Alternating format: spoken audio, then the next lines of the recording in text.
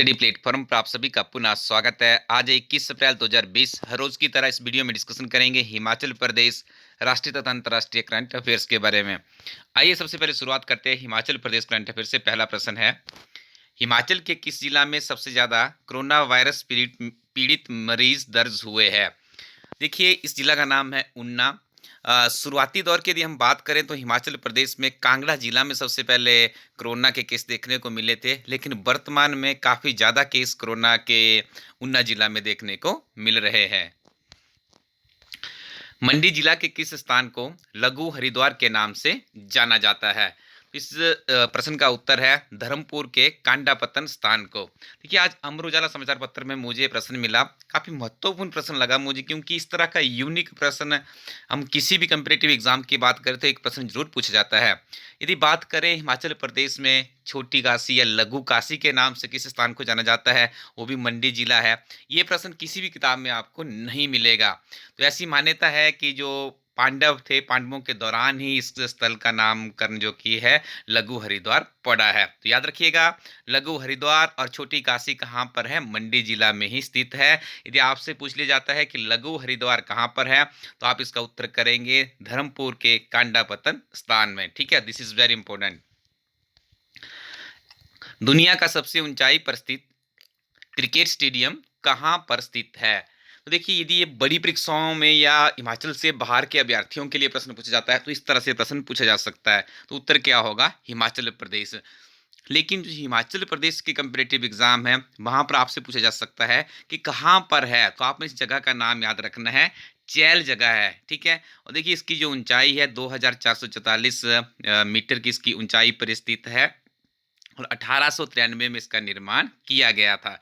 और याद रखिएगा, एक बहुत इंपॉर्टेंट फैक्ट है कि ये जो मैदान है ये सैन्य विद्यालय भी वहीं पे है, चायल में ही है, ठीक है। उसके साथ में ये मैदान भी है। बहुत बड़ी बात है, यदि कोई विश्व का सबसे ऊंचाई पर स्थित क्रिकेट स्टेडियम हिमाचल प्रदेश में है तो उसके बारे में तो कम्पिटिटिव एग्जाम के अभ्यर्थियों को पता होना ही चाहिए। और ये प्रश्न पहले भी बहुत बार पूछा जा चुका है और इस बार ये प्रश्न प्रश्न जो अमर उजाला समाचार पत्र है उसमें आया हुआ था, ठीक है। और ये नेशनल पेज पे छपा हुआ था, तो इस बार काफी ज्यादा फेमस से प्रश्न हो चुका है। तो आने वाली परीक्षाओं के लिए आप इसको इंपोर्टेंट श्रेणी में रख सकते हो।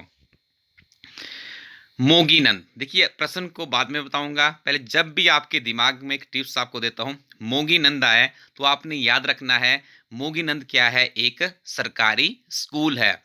लेकिन क्यों ये सुर्खियों में है? सुर्खियों में इसलिए है, ये हिमाचल प्रदेश का ऐसा एकमात्र स्कूल है जिसका अपना रेडियो स्टेशन है। क्लियर? तो आप इसकी इंपोर्टेंस समझ गए होंगे, ठीक है। तो मैंने बोला मोगीनंद से आपके दिमाग में क्या आएगा? रेडियो स्टेशन याद आएगा। और ये मोगीनंद स्थल कहाँ पे पड़ता है? सिरमौर में पड़ता है। अब जो भी एग्जामिनर होगा किसी भी तरह से आपसे प्रश्न पूछेगा तो आप इसका उत्तर कर देंगे। तो यहाँ पे यही लिखा गया है इस प्रश्न में। विभिन्न तरह से प्रश्न आपको देखने को मिल सकता है और आपको ज्ञात होगा हिमाचल प्रदेश सरकार द्वारा हर घर पाठशाला के माध्यम से बच्चों को पढ़ाया जा रहा है और दूरदर्शन के माध्यम से ज्ञानशाला कार्यक्रम चलाया जा रहा है। और इसी के बीच में देखिए आज कितनी जरूरत हमें खल रही है कि यदि हर स्कूल के पास अपना एक रेडियो स्टेशन होता तो कितना बेहतर हो जाता।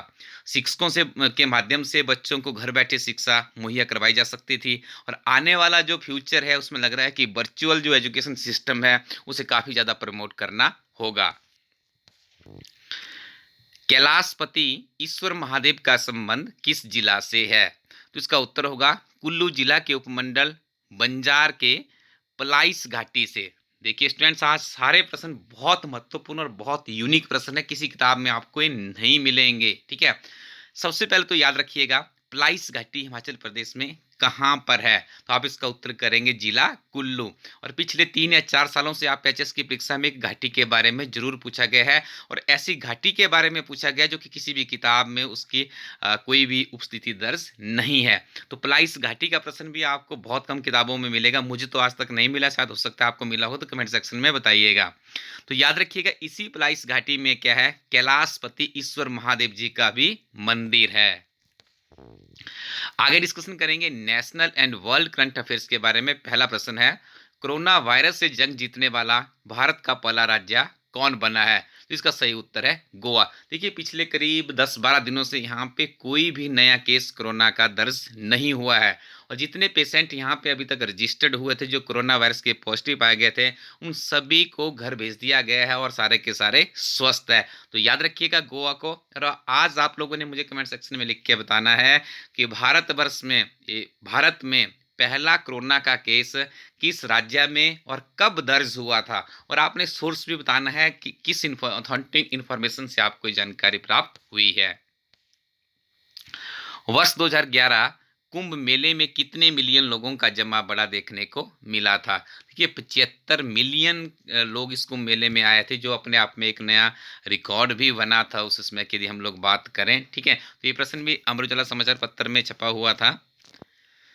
सेंट्रल विस्टा प्रोजेक्ट के लिए कितने रुपए खर्च किए जाएंगे? पहले समझ लेते हैं सेंट्रल विस्टा प्रोजेक्ट क्या है। आपको ज्ञात होगा जो हमारी संसद का भवन है, कितना अद्भुत सुंदर दृश्य है उसका। ठीक है, उसी से भी अब जो हमारे नेतागण हैं चाह रहे हैं कि उससे भी एक आलीशान संसद भवन भारत में होना चाहिए, जिस तरह से भारत का वैभव है। ओके, तो देखिए सेंट्रल विस्टा नाम से क्या किया जा रहा है, एक प्रोजेक्ट शुरू किया गया है जिसमें नया संसद भवन बनेगा। और इसके लिए देखिए फंडिंग की हम लोग बात करें तो 20,000 करोड़ रुपए फंड यहाँ पे सरकार ने इस भव्य भवन के निर्माण के लिए निश्चित किया गया है। तो जो कांग्रेस की एट प्रेजेंट अध्यक्षा है श्रीमती सोनिया गांधी जी, उन्होंने कहा है कि इस प्रोजेक्ट को भी आप लोग रोक लीजिए। और यदि आप रविवार को बात करेंगे तो काफ़ी बेहतरीन आर्टिकल भी इसके ऊपर छपा हुआ था। पूरे के पूरे समाचार पत्र में एक इतिहासविद है जिनके द्वारा इसके ऊपर आर्टिकल भी लिखा गया था। तो आप लोग याद रखिएगा सेंट्रल विस्टा से संबंधित इन्फॉर्मेशन इन्होंने क्यों कहा है कि इसको क्यों रोका जाए, क्योंकि इनका मानना ये है कांग्रेस की जो अध्यक्षा है सोनिया गांधी जी कि इसमें हमारे देश की जो परिस्थिति है वो अच्छी नहीं है।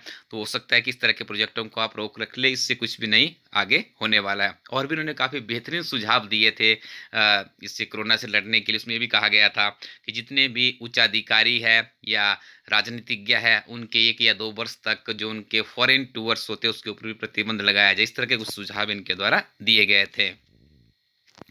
केंद्र सरकार हर वर्ष विज्ञापनों पर कितना धन खर्च करती है? तो करीब 1250 करोड़ रुपए खर्च करती है। सोनिया गांधी जी के द्वारा स्टेटमेंट्स दी गई थी। उनका ये भी कहना है कि आने वाले 1 या 2 वर्षों तक आप जो सरकारी विज्ञापन है एक्सेप्ट कोरोना डिजीज अवेयरनेस, उसके अलावा जितने भी सारे सबके ऊपर बैन किए जाने चाहिए। और शायद आई थिंक हमारी कंट्री की एट प्रेजेंट जरूरत भी है। याद रखिएगा तेलंगाना की राजधानी क्या है? हैदराबाद। काफ़ी सुर्खियों में रहती है, कुछ ना कुछ इस यहाँ पे देखने को मिलता ही रहता है। हाल ही में गृह मंत्रालय द्वारा किस ऐप व सॉफ्टवेयर को असुरक्षित बताते हुए एडवाइजरी जारी की गई है? तो इस ऐप का नाम है जूप ऐप। और स्टूडेंट्स एक और बात मैं आपको बता दूं, पिछले कुछ समय से जो मैं परीक्षाओं का स्तर देख रहा हूं, ये ऐप या सॉफ्टवेयर से संबंधित प्रश्न जरूर पूछा जा रहा है। पिछली बार पूछ लिया गया था एचएस की परीक्षा में कि जो दृष्टि सॉफ्टवेयर है किस डिपार्टमेंट ने उसको बनाया है। ठीक है, प्रश्न आ गया था। इस बार तो लग रहा है कि कोरोना से यदि पेपर एचएस का पेपर सेट नहीं हुआ होगा पहले, तो लग रहा है कि इस बार कोरोना से कोई ना कोई प्रश्न, क्योंकि कोरोना के ऊपर बहुत ज़्यादा ऐप बने और काफ़ी बेहतरीन ऐप भी बने। से आरोग्य सेतु ऐप की हम लोग बात करें, शिक्षा के क्षेत्र में विभिन्न तरह के जो इनोवेशंस यहाँ पे देखने को मिल रहे हैं, तो वहाँ से प्रश्न देखने को मिल सकता है। लेकिन वर्तमान समय में यदि हम बात करें तो जूम ऐप को जो हमारी होम मिनिस्ट्री है उसके द्वारा एक एडवाइजरी जारी की गई है कि ये ऐप क्या है, ये बिल्कुल भी सुरक्षित नहीं है। आप इसका इस्तेमाल करना यदि हो सके तो आप इसका इस्तेमाल करना बंद कर दें। विश्व स्वास्थ्य संगठन द्वारा कोरोना वायरस को वैश्विक महामारी कब घोषित किया गया था? ये यदि मैं बात करूं स्टूडेंट्स, आप लोगों ने भी एलाइड की परीक्षा मेन लिखना होगा, ये पेपर सेट नहीं हुआ होगा, एचएस के हम लोग बात कर रहे हैं, तो ये फैक्ट्स आप लोगों के लिए बहुत ज़्यादा काम करने वाले हैं।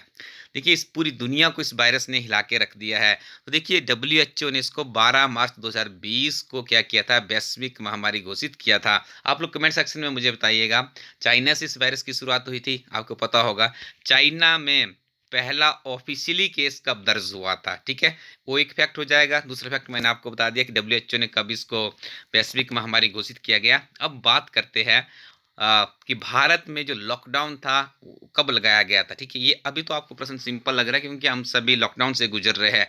आने वाले समय में ये तिथि बहुत महत्वपूर्ण हो सकती है। 24 मार्च 2020 को प्रधानमंत्री के द्वारा एक घोषणा की गई थी कि भारत में लॉकडाउन रहेगा और एट प्रेजेंट जो उसका लॉकडाउन का 2.0 है वो चल रहा है। ठीक है, भारत के सबसे बड़े बैंक एसबीआई द्वारा सभी एटीएम कार्ड धारकों को कब तक शुल्क मुक्त लेन-देन देने की घोषणा की गई है? तो 30 जून 2020 तक ये घोषणा की गई है। स्टूडेंट्स, आपको बता दें, हमारी एक बहुत ही उत्कृष्ट किताब है जिसका नाम दिया गया है हिमाचल प्रदेश एक समग्र अध्ययन। इस किताब में आपको संक्षिप्त नोट्स की फॉर्म में हिमाचल प्रदेश की जिलावार जानकारी, संक्षिप्त नोट्स में ही आपको व्यक्ति विशेष की जानकारी, संक्षिप्त नोट्स में आपको मिलेंगे single liner most important questions, और उसके बाद विभागों के बारे में विभिन्न तरह की जानकारी, कब वो विभाग बने थे, क्या क्या उसमें रहा है अभी तक की उनकी एक्टिविटीज़ क्या क्या, किस तरह की नई नई स्कीम्स उनके द्वारा ऑपरेट की जा रही है। किताब के पहले जो इसका पार्ट है इसमें आपको ये सारी जानकारी मिल जाती है संक्षिप्त प्रश्नों में। और सेकंड पार्ट में देखिए इस किताब में क्या डाला गया है, क्लर्क से लेकर एचएस तक की परीक्षाओं के ओल्ड क्वेश्चन पेपर भी डाले गए, क्यों ये डाले गए हैं। जो आपने इस किताब का पार्ट 1 पढ़ा, उस किताब को पढ़ने के बाद जब आप इन ओल्ड क्वेश्चन पेपरों को पढ़ते हैं तो आपके दिमाग में ये चीज़ बैठना शुरू हो जाती है कि जो मैंने पहले पार्ट में पढ़ा वो कितने प्रश्न सेकंड पार्ट में पूछे गए हैं और भविष्य में किस तरह के प्रश्न पूछे जा सकते हैं। आपके दिमाग में इस तरह का विजन बन जाता है। तभी इस किताब को कहा गया है हिमाचल प्रदेश एक समग्र अध्ययन। इसके अलावा स्टूडेंट्स, हमारे प्लेटफॉर्म पे बहुत ही महत्वपूर्ण और बहुत ही इंपॉर्टेंट बुक्स अवेलेबल हैं। आप इनका लाभ उठा सकते हैं। कुछ किताबें सॉफ्ट कॉपी के फॉर्म में हैं और कुछ किताबें हार्ड कॉपी की फॉर्म में है। तो थैंक यू वेरी मच, बने रहें आप लोग हमारे साथ।